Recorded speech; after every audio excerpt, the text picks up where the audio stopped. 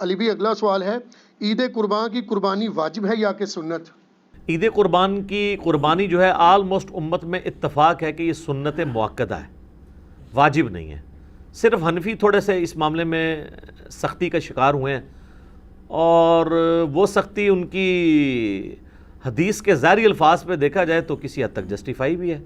سنن ابن ماجہ میں حدیث ہے، المستدرک حاکم کے اندر موجود ہے، مسند امام احمد میں ہے، امام حاکم نے بھی اسے صحیح کہا، امام ذہبی نے بھی موافقت کی کہ جو لوگ استطاعت کے باوجود قربانی نہیں کرتے وہ ہماری عیدگاہوں سے دور رہیں۔ تو اس میں چونکہ ایک وعید ہے، اس کی وجہ سے امام حنیفہ کا یہ موقف ہے کہ عید قربان کی قربانی واجب ہے۔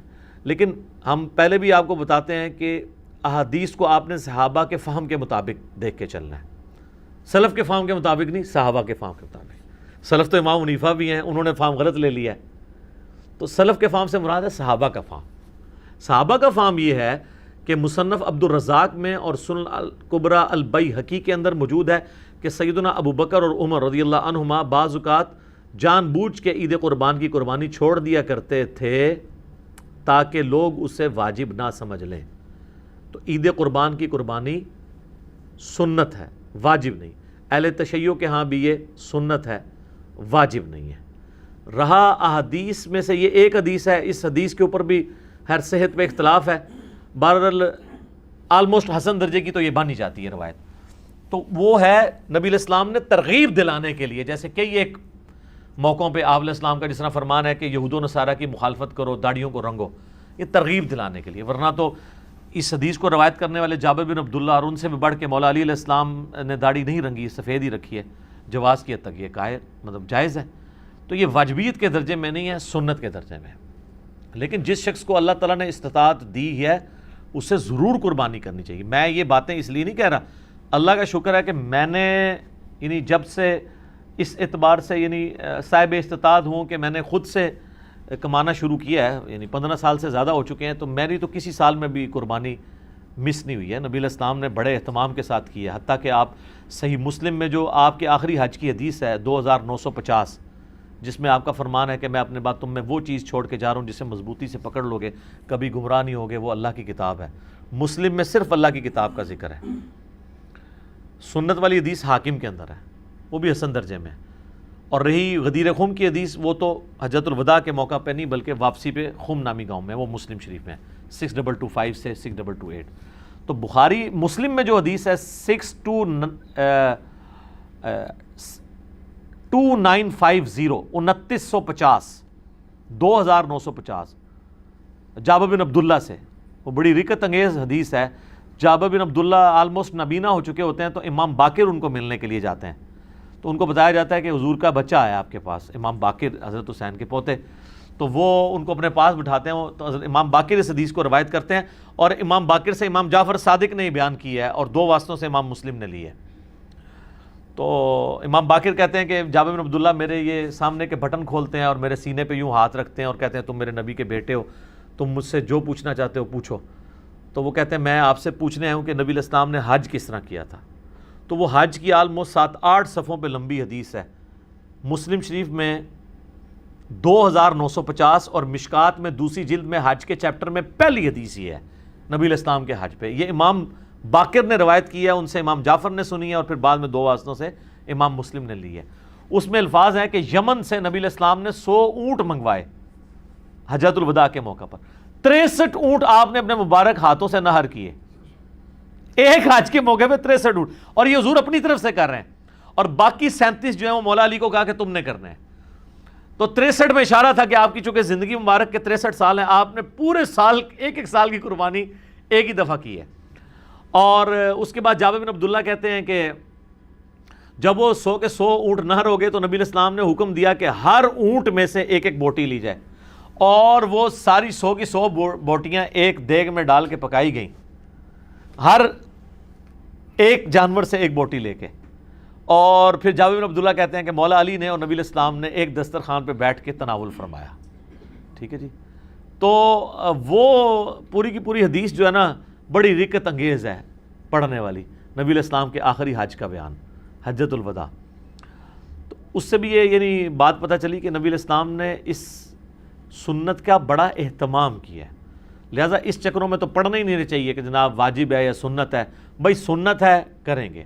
البتہ یہ ٹیکنیکل بحثیں اس لیے کی جاتی ہیں جب حنفیوں کی طرف سے زیادہ ایمفسائز کیا جاتا ہے اس مسئلے کے اوپر, اور بلکہ وہ تو ایک اور سٹیپ آگے چلے جاتے ہیں. وہ کہتے ہیں گھر میں جتنے لوگ الگ سے بھی صاحب استطاعت ہیں, کسی بیوی کے پاس سونا ہے تو وہ علیحدہ سے اپنی قربانی کرے گی, فلاں کرے گی, اور وہ بہت آگے چلے جاتے ہیں. اس لیے پھر یہ بحثیں جو ہے نا وہ سٹارٹ ہو جاتی ہیں. تو یہ سنت ہی ہے, واجب نہیں ہے, لیکن سنت مؤکدہ ہے, سنت دائمہ, متواتر اور مسلسل بھی ہے. ٹھیک ہو گیا, جزاک اللہ. علی بھی اگلا سوال ہے, قربانی کے لیے صاحب استطاعت ہونے کے اعتبار سے نصاب کیا ہوتا ہے؟ نصاب کے اوپر جی اتفاق ہے. صاحب نصاب وہ ہے جس میں قربانی کی استطاعت موجود ہے. اس کا زکوٰۃ کے نصاب کے ساتھ 52.5 تولے چاندی یا 7.5 تولے سونے کے ساتھ کوئی تعلق نہیں. ایک غریب آدمی ہے, قربانی کے دنوں میں اس کے پاس مال آ جاتا ہے, تو وہ قربانی کے اعتبار سے صاحب استطاعت ہے, وہ قربانی کر سکتا ہے. کر سکتا ہے لفظ میں اس لیے بول رہا ہوں چونکہ واجب نہیں ہے. میں یہ نہیں کہوں گا کہ وہ ضرور کرے, پھر تو واجبیت ہو جائے گی نا. تو میں نے آپ کو پہلے اس پہ بحث کر چکا ہوں. تو وہ صاحب استطاعت ہے, ضرور کرے. جہاں ہم اتنے اور خرچے کرتے ہیں تو قربانی کیوں نہ کرے. تو اس کے لیے آپ کے پاس قربانی کا خرچہ ہونا ضروری ہے. اب قربانی کا خرچہ بھی ظاہر ہے, اگر آپ اونٹ قربان کر رہے ہیں وہ تو 1.5-2 لاکھ روپے کا, اگر حصہ بھی ڈالتے ہیں تو آلموسٹ آج کل 18 سے 20 ہزار ہے.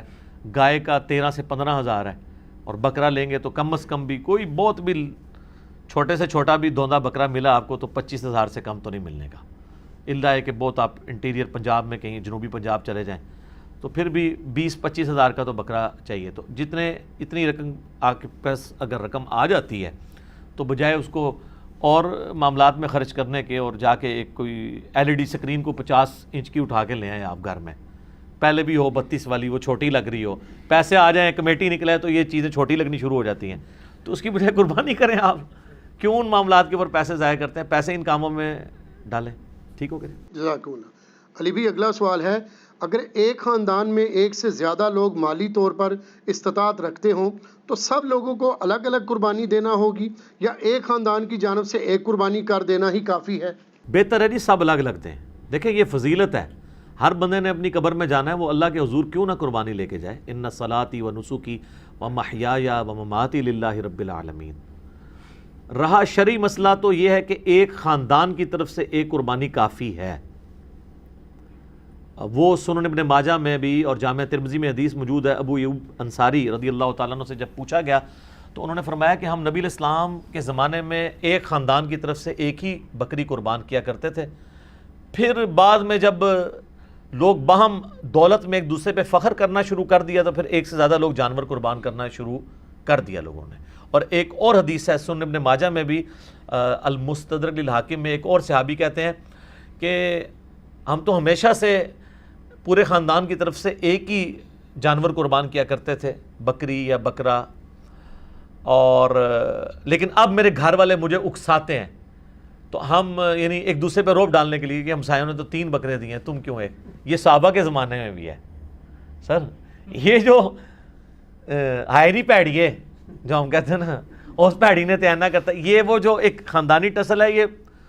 تو وہ صحابی کہتے ہیں اب مجبوراً ہمیں اپنے گھر والوں کے اکسانے کے الفاظ ہیں, اکسانے پہ ہم بھی 1-2 بکرے زیادہ کر دیتے ہیں, ورنہ شرعی مسئلہ یہی ہے کہ ایک خاندان کی طرف سے ایک قربانی.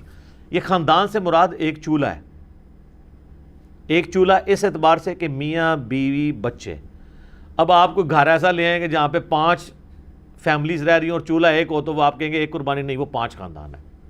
چولہا عموماً بولا جاتا ہے اس اعتبار سے کہ ایک کوئی مرد ہے, اس کی بیوی اس کے ساتھ ہے, اس نے ماں باپ بھی اپنے ساتھ رکھے ہوئے ہیں, ایک ہی چولہے سے کھا رہے ہیں, تو وہ اس اعتبار سے ایک خاندان ہے. تو لیکن اگر 5 خاندان ایک جگہ پہ رہ رہے ہیں اور وہ دیگ پکاتے ہیں اور وہ کہیں چولہا ہمارا ایک ہے, تو دیگ پک رہی ہے تو سر ایک گائے بھی لے سکتے ہیں وہ 5 مل کے 5 حصے اس میں رکھ لیں. 5 تو خیر کم سے کم ہے, زیادہ سے زیادہ 7 ہے. اچھا یہ بھی بعض لوگوں میں مشہور ہے کہ جی 7 ضروری پورے کر رہے ہیں, نہیں, 7 زیادہ سے زیادہ. ایک بندہ بھی ایک گائے دے سکتا ہے, 2 بندے بھی مل کے ایک گائے دے سکتے ہیں. بکرا نہیں, 2 بندے مل کے دے سکتے گائے. تو اگر 5 گھر میں خاندان ہے ویسے خرچے ان کے علیحدہ ہیں، صرف ایک چولہا اکٹھا ہونے سے یہ نہیں ہوگا کہ ایک خاندان بنے گا. اب یہ تو نہیں ہے کہ بھی ایک بھائی کی سالی کی شادی آئی ہے تو دوسرا بھائی اس کے بچوں کو وہ بوٹ لے کے دے رہا ہے اور ساتھ جوڑا لے کے دے رہا ہے، وہ اپنے باقی خرچے بھی تو کر رہے ہیں نا. تو اس اعتبار سے اگر میاں بیوی بچے یہ ایک خاندان ہے، ٹھیک ہے، چاہے وہ 5 بھائی اکٹھے رہ رہے ہیں، چولہا اکٹھا جل رہا ہے، پھر بھی وہ 5 خاندان تصور ہوں گے. ہر ایک خاندان کو اپنی قربانی الگ سے دینی چاہیے اور اس سنت کے اوپر عمل کرنا چاہیے. ایک خاندان کی طرف سے ایک قربانی کر لینا کافی ہے. ٹھیک ہے. علی بھائی اگلا سوال ہے، اگر کوئی شخص آلریڈی مقروض ہے تو کیا وہ قربانی دینے کے لیے قرضہ اٹھا سکتا ہے یا قربانی نہ دے؟ قربانی کیوں نہ دے جی، کروڑ پتی لوگ بھی مقروض ہیں. یہ بڑے بڑے فیکٹریوں کے مالکوں سے آپ پوچھیں، انہوں نے کروڑوں میں قرضے اٹھائے ہوئے ہیں. وہ ایکویٹی تو ان کی 40% ہے، 60% تو ڈیٹ انہوں نے بینکوں سے اٹھایا ہوا ہے. وہ تو سب سے پہلے تو ان کی قربانی ساقط ہو جائے گی جو امریکن بیل چپ فٹ شدہ جو ہے منگوا کے یہاں پہ قربان کر رہے ہیں. اگر آپ ان کو دیکھیں مقروض وہ بھی ہیں. یہ قرضہ جو ہے یہ عارضی قرضہ ہے. یہ اس قرضے کو وہ قرضہ نہیں کہا جاتا کہ جس کی بنیاد پہ قرضہ یہ ہے کہ ایک بندہ قرضے کے تلے اس طرح دب گیا کہ اس کی 2 وقت کی روٹی محال ہو گئی ہے اور وہ روکی سوکی کھا کے گزارا کر رہا ہے، اس کو مقروض کہا جاتا ہے. کروڑ پتی لوگوں کو مقروض نہیں کہا جاتا. وہ تمہارے پرائم منسٹر صاحب بھی کہتے ہیں اتنی تنخواہ لے کے بھی کہ میرا مشکل سے چولہا جلتا ہے. تو قربانی تو پرائم منسٹر میں بھی کوئی نہیں بن رہی ہوگی. اس طریقے سے اگر دیکھا جائے بڑے بڑے فیکٹری آنرز جو ہیں تو وہ اس طرح نہیں ہے. قرضہ اٹھا کے آپ کریں. یہ کمیٹی آپ نے قرضے ہی تو ڈالی ہوتی ہے، کمیٹی ڈال لیں. سالی کی شادی کے لیے ڈالتے ہیں، بھائی کی شادی کے لیے ڈالتے ہیں کمیٹیاں، اور وہ جوتیاں اور کپڑے ہوں تب بھی نئے لے کے دیتے ہیں بچوں کو. اس کا خرچہ نکالیں تو ایک بیل میں حصہ ڈالنے سے تو کم ہی بنتا ہے. یہ بیل میں حصہ ڈالنا تو اس سے کم ہی بنتا ہے. آج کل ایک ایوریج شادی کے اوپر 15-20 ہزار روپے لگ جاتا ہے. تو سر 12-13 ہزار روپے کا آپ بیل میں حصہ نہیں ڈال سکتے؟ ضروری ہے کہ آپ نے بکرا ہی لینا ہے، بیل میں حصہ ڈال لیں. تو یہ جو آپ نے کمیٹی بھی ڈالی ہوتی ہے، اگر ایک سپوز لاکھ روپے کی آپ کی کمیٹی نکلی ہے، تیسری یا چوتھی، اور 10,000 روپیہ مہینہ ہے، تو چوتھی آپ نے کمیٹی جب لے لی ہے تو آپ نے ابھی تک تو 40,000 اس کو جمع کروائے ہیں نا کمیٹی والے کو. 60,000 تو آپ نے بعد میں کرانے ہیں، لیکن لاکھ روپے آپ نے پہلے ہی اٹھا لیا ہے. تو 60,000 کے تو آپ بھی مقروض ہیں. تو پھر تو دنیا میں کوئی بندہ ہی نہیں بچے گا. لوگ اتنے بولے بن کے نہ وہ کہتے ہیں. کئی لوگ پوچھ رہے تھے جی قرضہ بھی ہے، زکوٰۃ بھی دینی ہے، قرضہ بھی جو مائنس کریں گے، اور مائنس بھی کتنے الٹے طریقے سے کرتے ہیں. اس طریقے سے تو الٹا اس کو زکوٰۃ دینی پڑ جائے گی.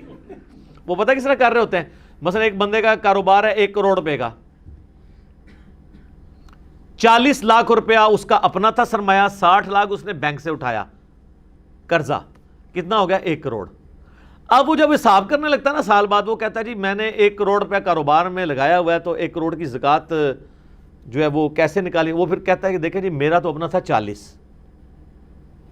60 میں نے بینک سے اٹھایا، تو 60 میں سے 40 نکل گئے، تو 20 لاکھ کا تو میں ابھی بھی مقروض ہوں.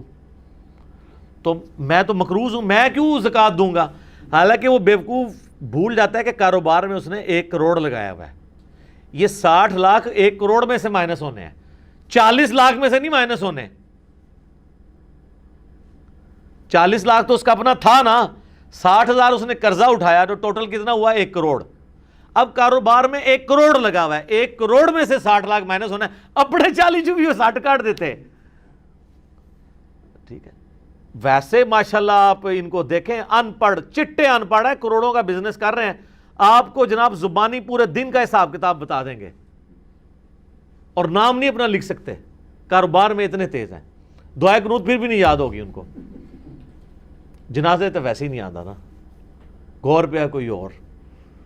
تو یہ سارے بہانے ہیں جی قربانی کے. میں تو پوری کوشش کرتا ہوں کہ اس کے اوپر لوگوں کو ترغیب دلائی جائے کہ قربانی نہ مس کریں. سر یہ بہت بڑی نعمت ہے. آپ قیامت والے دن اور کچھ نہیں ہے تو حضرت ابراہیم علیہ السلام سے سفارش کے لیے عرض کر سکتے ہیں. ان کی سنت کو زندہ رکھا، ان کی سنت آپ نے زندہ، سنت ابراہیمی کو زندہ رکھا. کوئی ایک نیکی اپنے ساتھ رکھیں اور اچھی چیز قربان کریں، ریاکاری کے لیے نہیں. جس طرح وہ یہ بھی دیکھیں آپ، یہ ٹی وی چینلز پہ شروع ہو جائے گا. وہ کراچی میں ایک بندہ ہے، وہ جناب بچپن میں ایک بیل اوپر 30 منزل پہ 4تھی منزل پہ چڑھا لیتا ہے، پھر وہ کرین آتی ہے اس کو اتارنے کے لیے. اس طریقے سے ایک بندہ ہے وہ جناب امریکن بیل منگواتا ہے، اس میں چپیں فٹ ہوئی ہوتی ہیں. تو اگر یہ وہ اللہ کے لیے اچھا جانور دینا بہت اچھی بات ہے، لیکن اس کی نمائش نہیں ہونی چاہیے.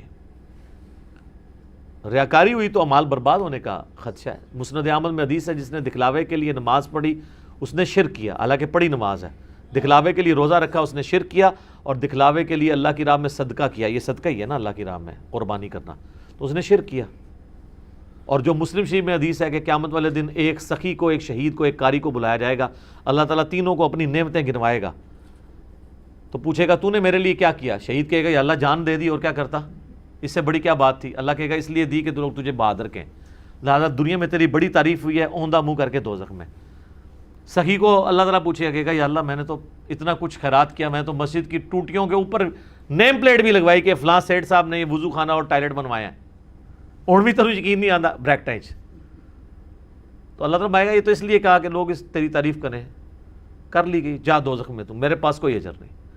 اور اس طریقے سے قرآن کے قاری کو کہا جائے گا تو نے اس لیے کیا کہ لوگ تیری تعریف کریں، تو بہت بڑا لامہ ہے۔ تو تجھے دنیا میں لوگوں نے ماشاءاللہ اتنی مدہ ذلہ دامت برکاتم عالیہ اور حافظہ اللہ، آیت اللہ، یادگار اسلاف نہ لکھا کرو، مطلب پتا کیا ہے کہ جڈا وڈا فراڈیا ہے نا، یہ اسلاف بھی ایڈے وڈے فراڈیے سن، یہ انہوں دی یاد ہی تازہ کر رہے ہیں نا، یہ تو اتنا خطرناک جملہ ہے نا لکھا کرو۔ میرا دماغ ہوئے پاسے ٹوٹ جاتا ہے کہ یار یہ یادگار اسلاف اگر یہ ہے تو یہ مطلب ہے جو میں سوچتا ہوں کہ پچھلے بھی یہی کچھ کرتے رہے ہیں اور یہ انہی کی یاد تازہ کر رہا ہے، تو یہ مطلب یہ انہی کی جائز روحانی اولاد ہے۔ یادگار اسلاف نہ لکھا کرو، ٹھیک ہے، اگر اسلاف کو آپ نے بچانا ہے تو۔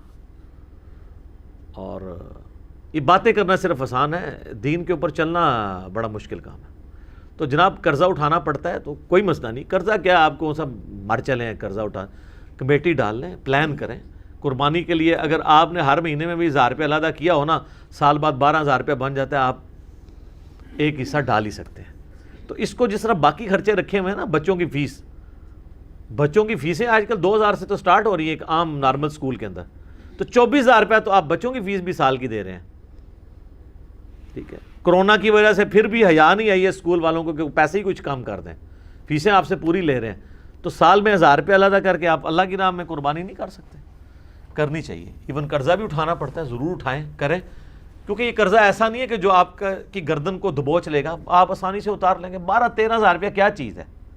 اب اس چکر میں نہ پڑ جائے کہ میں نے جا کے 50,000 روپے دی کوئی بیتل بکری جا کے لینی ہے، تو وہ تو ظاہر ہے اتنا بڑا ہاتھ بھی نہ ڈالیں آپ، ٹھیک ہے، نارمل قربانی کر لیں جو آپ گھر میں۔ اچھا بعض لوگ ہیں گھر میں موٹا گوشت کھانے کو عیب اور گالی سمجھتے ہیں، اور جب قربانی کا موقع آتا ہے تو وہ بڑے گوشت میں حصہ ڈال دیتے ہیں پیسے بچانے کے لیے۔